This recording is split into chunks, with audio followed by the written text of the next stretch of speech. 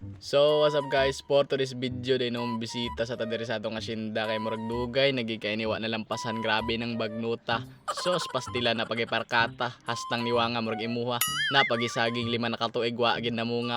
Og samtang sa atong pagbaklay-baklay diri sa atong asyenda nga grabeng bagnuta, ado nang kita nadungog nga tingog, ambot lang unsa ka ning mananapa. Okay.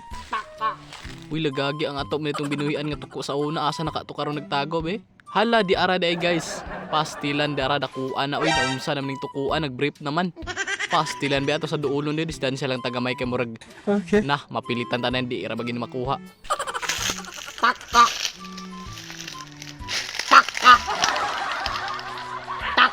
Sos pastilan ning tukua sa una pagbuhi nato mura pa manig tudlo, sos pastilan karon pagbalik nato mura na manig kabaw.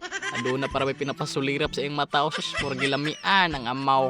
Agoy wait lang murag kabantay galing ni siya guys nga atong gibidyohan guys na naulaw man. Sus abi na kog tawo ray maulaw, pati man pud ni mga toko day mangiulawan man pud ni ay. Na tago-tago guys oh. Natanawarang naong oh. Nakabantay lagi ni siya guys nga atong gibidyohan guys, okay nagisigisi man sa kamera. Mo posing para bang amaw, sus pastilan murag yung model sa plywood. Og sa atong pagpadayon sa unahan guys, ato sa pagitaon ng atong isa ka binuhi. Kay duha man ni atong binuhi, tuko og milo. Nakita naman natong tuko, so milo na pud itong pagitaon guys. Be basing naa diri babaw sa kahoy be murag mingaw man murag wala man diri asa katong nagtagong ang murag narat diri sa ubos. Hala di ara gid guys, nakita na ginato atong binuhi nga milo guys. Di ara naunsa man hala, nagkamang-kamang man. Laka naunsa naman ni ako mga binuhi diri ay nga wa naman ni na mao murag nagsabot galing ning duha kay pareha man nakabrief. Wa na gid siya murag naidlas na siya guys oh. Nadi naman mo duolo. Okay. Huy. Huy.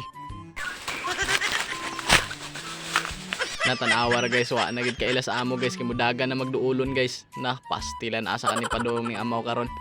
Huy. Huy. Nawa na gid nahadlok na gid.